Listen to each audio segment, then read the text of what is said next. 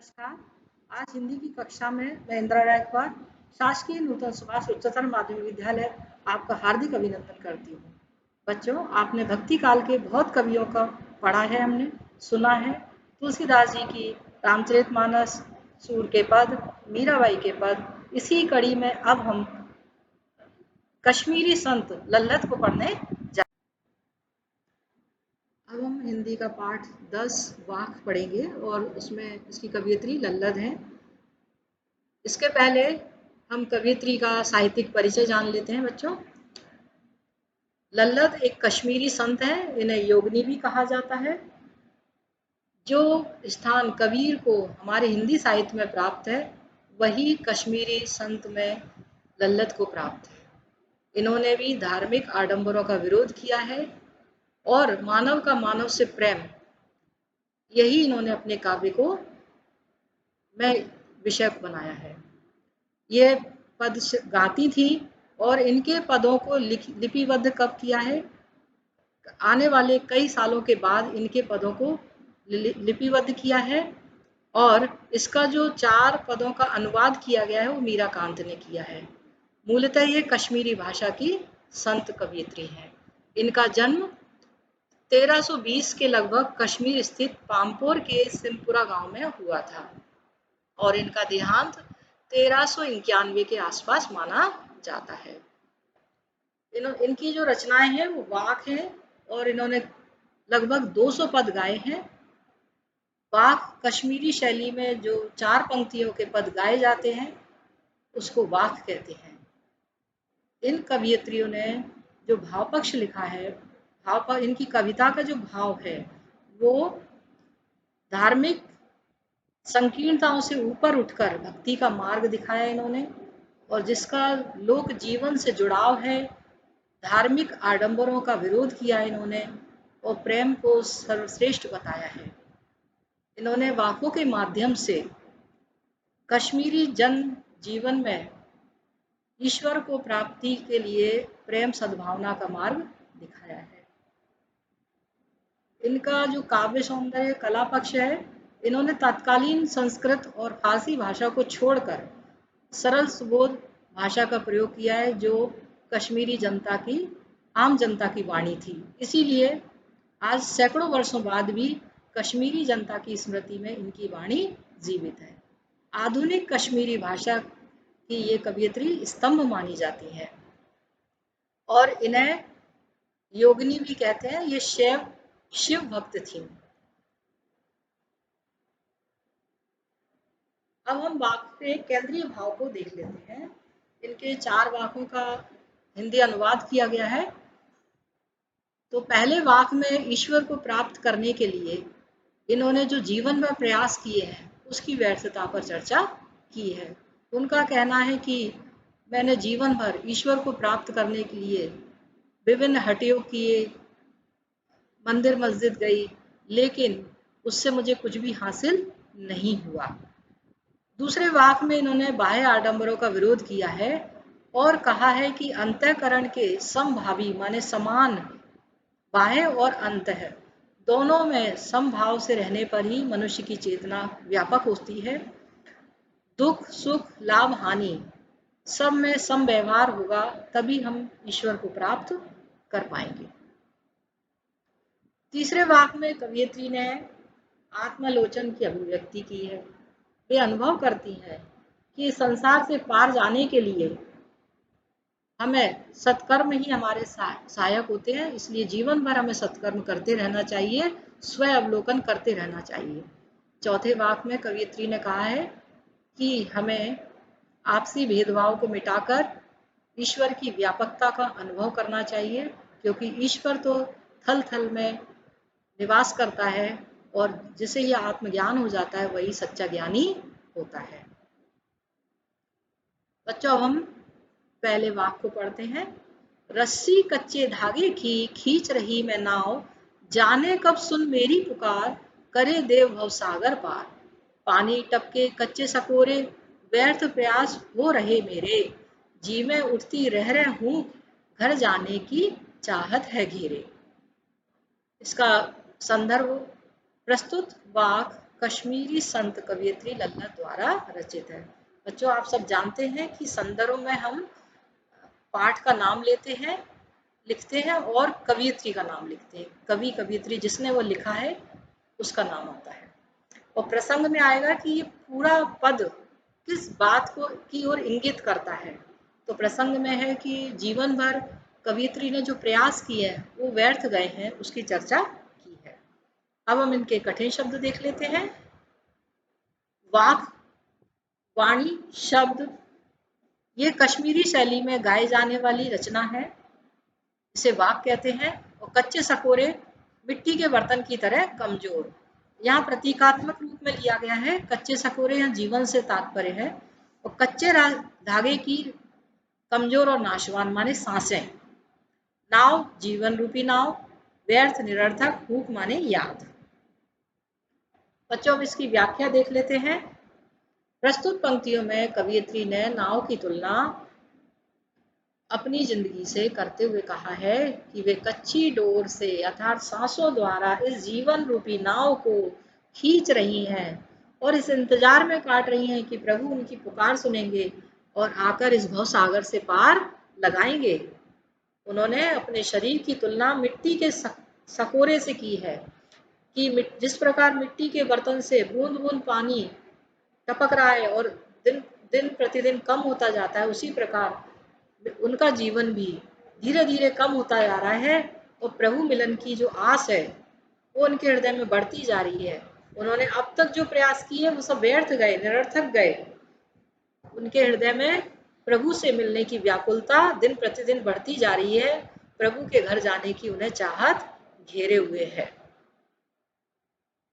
उन्हें ये अफसोस हो रहा है कि मेरा जीवन धीरे धीरे कम हो गया और मैं अब तक ईश्वर को प्राप्त नहीं कर पाई हूँ। इसका जो कला सौंदर्य है बच्चों इस प्रकार आएगा कि इनकी जो भाषा है बड़ी सरल और सहज है। और रस्सी कच्चे धागे की में रूपक अलंकार है, ये प्रतीकात्मक रूप में है। रह रह में पुनरुक्त प्रकाश है क्योंकि एक ही शब्द की 2 बार आवृत्ति हुई है। इसमें शांत रस है और तत्सम तद्भव का प्रयोग भी है। अब हम बात क्रमांक 2 की ओर चलते हैं। खा खाकर कुछ पाएगा नहीं, ना खाकर बनेगा अहंकारी, सम खा तभी होगा संभावी, खुलेगी साकल बंद द्वार की। यहाँ पर खा खाकर शब्द का अर्थ है बच्चों, इस संसार में आने के बाद हम भोग विलास में लिप्त रहते हैं, मौज मस्ती में लिप्त रहते हैं। और अहंकारी शब्द का अर्थ है घमंडी। सम माने अंतःकरण और बाह्य इंद्रियों का निग्रह। समभावी समानता का भाव। दुख सुख लाभ हानि में सम, सबके साथ समान व्यवहार, प्रत्येक परिस्थिति में सम रहना। खुलेगी साकल बंद द्वार की, जब हृदय की साकल खुलेगी माने कुंद हृदय जब विशाल होगा, हमारी चेतना व्यापक होगी। संदर्भ प्रस्तुत पद कवयित्री लल्ला द्वारा लिखित वाक से लिया गया है और इसका प्रसंग आएगा कि अंतःकरण के संभावी होने पर मनुष्य की चेतना व्यापक होती है, उसका विशाल हृदय बनता है। इसकी व्याख्या बच्चों इस प्रकार है। इन पंक्तियों में कवयित्री ने कहा है कि जीवन भर हम खा खाकर भोग विलास में लिप्त रहकर कुछ प्राप्त नहीं करते हैं और स्वार्थी बन जाते हैं। जिस दिन मनुष्य त्याग करता है तो मन में त्याग करने का अहंकार आ जाता है कि मैंने त्याग किया। व्रत उपवास करता है तो उसके मन में आता है कि मैंने प्रभु के लिए व्रत उपवास किया है।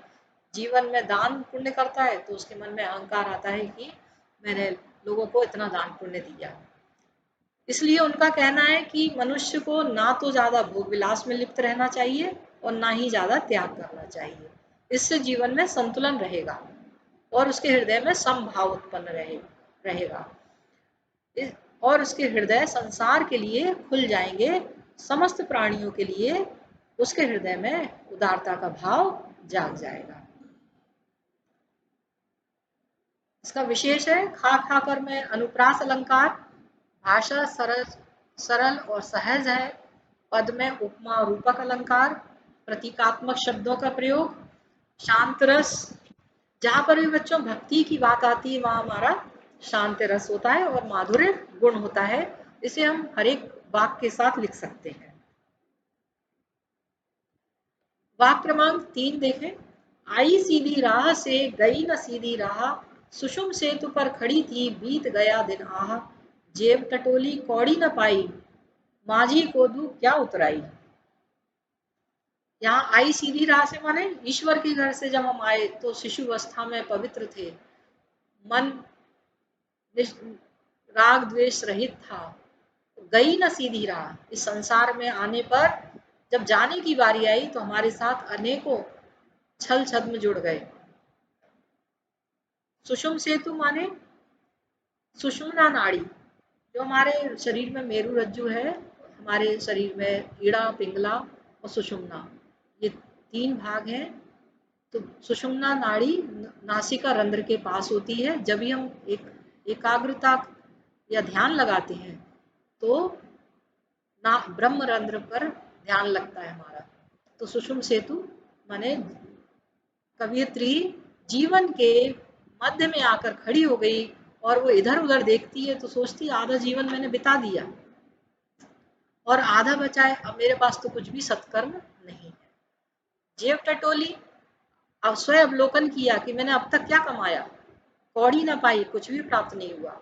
माझी ईश्वर उतराई, जब हम किसी भी वाहन पर यात्रा करते हैं तो हम मेहनताना देते हैं, उसे यहाँ पर उतराई शब्द कहा गया है। तो यहाँ उतराई है सदकर्म रूपी मेहनताना। इसकी व्याख्या संदर्भ तो पहले की तरह लिखेंगे कि प्रस्तुत पंक्तियां वाक से ली गई हैं। इसकी रचयिता कश्मीरी संत लल्लद है। प्रसंग संसार रूपी भवसागर को पार करने के लिए सत्कर्म ही हमारे सहायक होते हैं, इसलिए हमें हमेशा अच्छे कर्म करना चाहिए। भावार्थ, कवियत्री लल्लद कहती हैं कि जब मैं संसार में मैंने जन्म लिया था तो मेरी राह बड़ी सीधी थी। मैं बाल्यावस्था में बड़े पवित्र हृदय से रह रही थी, ना मेरे पास कोई राग था, न द्वेष था, ना मोह माया रूपी अवगुण थे। परंतु जब अब संसार से जाने की बारी आई है तो मेरे लिए राह सरल नहीं लगती, क्योंकि मैंने ईश्वर को प्राप्त करने के लिए हठयोग अपनाया था, तरह तरह के कार्य किए, लेकिन ईश्वर प्राप्त नहीं हुए। मैं सांसारिक छल प्रपंच में उलझ कर रह गई और अब मैं जीवन के मध्य सुषुम्ना सेतु पर खड़ी हुई हूँ। तो मैंने देखा कि मेरा समय तो बीतता ही गया, व्यर्थ ही बीता, और मुझे अब तक कोई माझी लेने नहीं आया। लेकिन मैं सोचती हूँ अगर कोई माझी मुझे लेने आएगा भी, ईश्वर मुझे भवसागर पार उतारने आएंगे भी, तो मैं उतराई में क्या दूंगी। मैंने अपनी जेब टटोली तो मेरे पास तो कोई सत्कर्म ही नहीं है, तो मैं उन्हें उतराई में क्या दूंगी। मैंने सारा जीवन व्यर्थ ही बिता दिया, मेरे पास कोई पुण्य कर्म संचित नहीं थे। वाक्य क्रमांक 3 में जो विशेष आएगा, सुषुम सेतु में सावर्ण की आवृत्ति हुई है, इसलिए अनुप्रास अलंकार। पूरे पद में उपमा रूपक अलंकार। भाषा सरल सहज सुबोध है। हमारे शरीर में जो कुंडलिनी है उसका ज्ञान दिया उन्होंने और अच्छे कर्म करने की हमें शिक्षा दी है। बच्चों, अब हम चौथे वाक्य को पढ़ेंगे। थल थल में बसता है शिव ही, थल थल में बसता है शिव ही, भेद न कर क्या हिंदू मुसलमान, ज्ञानी है तो स्वयं को जान, वही है साहिब से पहचान। यहाँ थल थल माने सभी जगह, और शिव ईश्वर, साहिब यहाँ स्वामी और ईश्वर से है। साहिब वैसे गुरु ग्रंथ साहिब में बोलते हैं तो वह ईश्वर के तुल्य है। और ज्ञानी ज्ञान ज्ञानवान। संदर्भ प्रस्तुत पद कवियत्री लल्लद द्वारा रचित वाक्य से लिया गया है और इस वाक्य में भेदभाव का विरोध और ईश्वर की सर्वव्यापकता का वर्णन किया गया है। इसके भावार्थ में बच्चों लिखेंगे कि कवियत्री लल्लद कहती है कि थल थल में, प्रत्येक कण कण में ईश्वर का वास है, शिव व्याप्त है। और हे मनुष्य, तू हिंदू मुसलमान का भेद ना कर। मैं आपको बता दूं बच्चों की जब लल्लद कवियत्री जिस समय थी, उस तत्काल समय में हिंदू मुसलमान में बहुत वैर विरोध था। इसलिए कबीर और लल्लद दोनों ने ही हिंदू मुसलमान की एकता पर जोर दिया और उन्होंने सांप्रदायिक संकीर्णता को दूर करने का बात कही। वे कहती हैं कि हिंदू मुसलमान में भेद ना कर, यदि तुम सच्चे ज्ञानी हो तो स्वयं को पहचानो। स्वयं को जिसने जान लिया वह सभी लोगों में समानता का व्यवहार करेगा और वही ईश्वर मिलन की एक पहचान है। बच्चों, इसकी भाषा सरल सुबोध और इसमें कबीर ने भी घट घट में श्वासों की श्वास में ईश्वर का वास बताया है। इन्होंने थल थल में ईश्वर का वास बताया है और थल थल में यहाँ पुनरुक्त प्रकाश है क्योंकि एक ही शब्द की आवृत्ति हुई है। जाति धर्म संप्रदायवाद की भावना का विरोध किया है। बच्चों, अब इसमें कुछ वस्तुनिष्ठ प्रश्न निकाले गए हैं, उनको आप लिखते जाइए। कश्मीरी भाषा की लोकप्रिय संत कवयित्री का नाम लल्लद। लल्लद का जन्म किस स्थान पर हुआ था? तो लल्लद का जन्म कश्मीर स्थित पामपोर के सिमपुरा गांव में हुआ था। लल्लद का जन्म किस सन में हुआ था? तो इसका उत्तर है बच्चों, लल्लद का जन्म सन 1320 में हुआ था। लल्लद की मृत्यु किस सन में हुई थी? तो उनकी मृत्यु 1391 में हुई थी। लल्लेश्वरी, लला, लल योगेश्वरी, लला रिफा आदि नामों से किस कवयित्री को जाना जाता है? तो बच्चों, लल्लद को ही इन नामों से जाना जाता है। कश्मीर में लल्लेश्वरी, लला, लल योगेश्वरी, लला रिफा, ललमच आदि नामों से आज भी उनके उनकी वाणी में इनके कोई ना कोई किस्से बोले जाते हैं। लल्लद की काव्य शैली को क्या कहते हैं?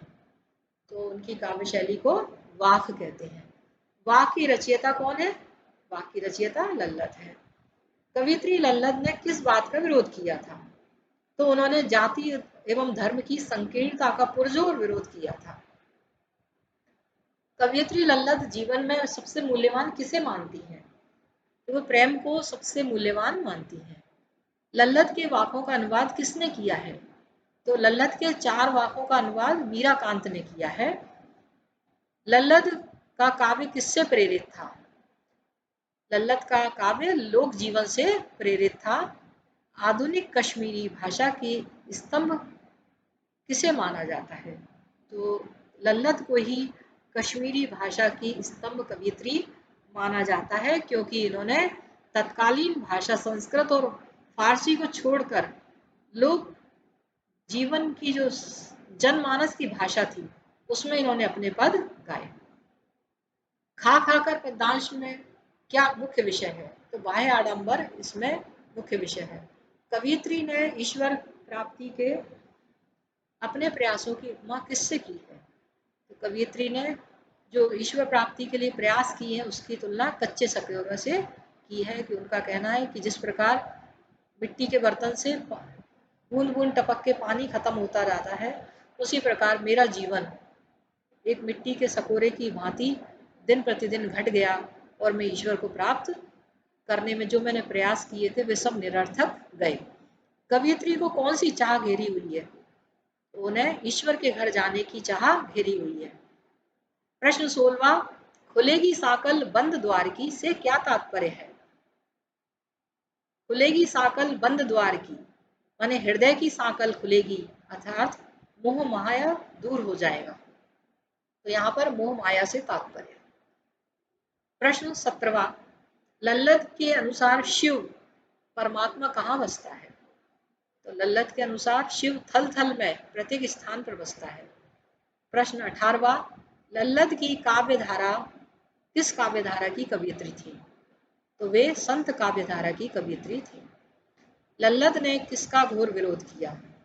उन्होंने धार्मिक आडंबरों का विरोध किया। प्रश्न 20वां, लल्लद के अनुसार समभावी कैसे बन सकते हैं? तो इसका उत्तर है सबके साथ समान व्यवहार करके। प्रश्न 21वां, लल्लद ने ज्ञानी किसे कहा है? लल्लद ने ज्ञानी कहा है जो स्वयं को जानता हो वही ज्ञानी है। प्रश्न 22वां, लल्लद ने ईश्वर की पहचान क्या बताई है? लल्लद ने आत्मा की पवित्रता को ही ईश्वर की पहचान बताया है। प्रश्न क्रमांक 23, जेब टटोली कौड़ी न पाई, यहाँ कौड़ी शब्द का प्रयोग किसके लिए किया गया है? तो यहाँ कौड़ी शब्द का प्रयोग अच्छे कर्मों के लिए किया गया है। प्रश्न 24, आई सीधी राह से क्या तात्पर्य है? जन्म से, इसका उत्तर है जन्म से। प्रश्न 25वां, आई सीधी राह क्या दूं उतराई में माझी किसे कहा गया है? तो यहाँ माझी ईश्वर को कहा गया है। प्रश्न 26वां, रस्सी कच्चे धागे की से कवि का क्या भाव है? रस्सी कच्चे धागे की से कवियत्री का भाव है जीवन में सांसों से। बच्चों, इस प्रकार हमने वाक को पढ़ा और एनसीईआरटी क्षितिज में ये पाठ हम लोग इस वर्ष पढ़ रहे हैं। हमारा पाठ्यक्रम नया आ गया है। तो लल्लत एक कश्मीरी भाषा की लोकप्रिय संत कवियत्री थी और हमारे पाठ्यक्रम में भक्ति काल की व्यापक जन चेतना और उसके अखिल भारतीय स्वरूप से परिचय कराने के उद्देश्य से लल्लत के 4 वाकों का हिंदी अनुवाद किया गया है। और यह अनुवाद किसने किया है? मीराकांत ने। भक्ति काल के मीराबाई, तुलसीदास, रामचरितमानस जिन्होंने लिखी है, और मीरा के भजन हमने सुने हैं, कबीर के दोहे, रहीम के दोहे। हमारा भक्ति काल स्वर्ण युग कहलाता है।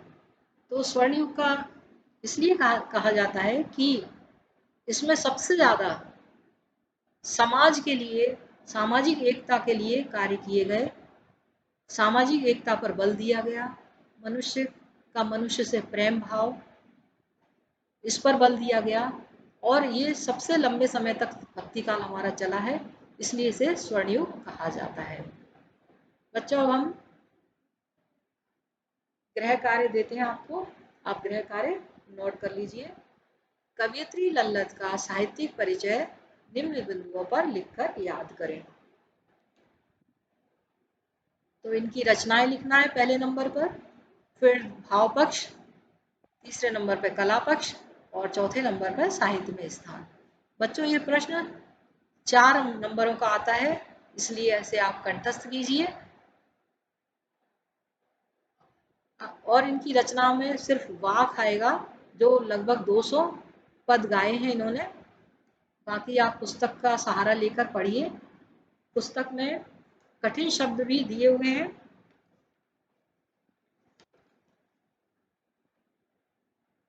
वाक को घर में पढ़ने का प्रयास करें और उनके भावार्थ को उन्हें करें। कोई भी समस्या आने पर अपने विषय शिक्षक से संपर्क करें। आज के लिए इतना ही बच्चों, धन्यवाद। अभी भी कम रहेगी, 31 हुई है, 35 बोल रहे थे ना आप। 4 मिनट कम रहेगी। मैटर ज्यादा नहीं है ना इसमें, छोटा ही सा तो मैटर है, क्या करें।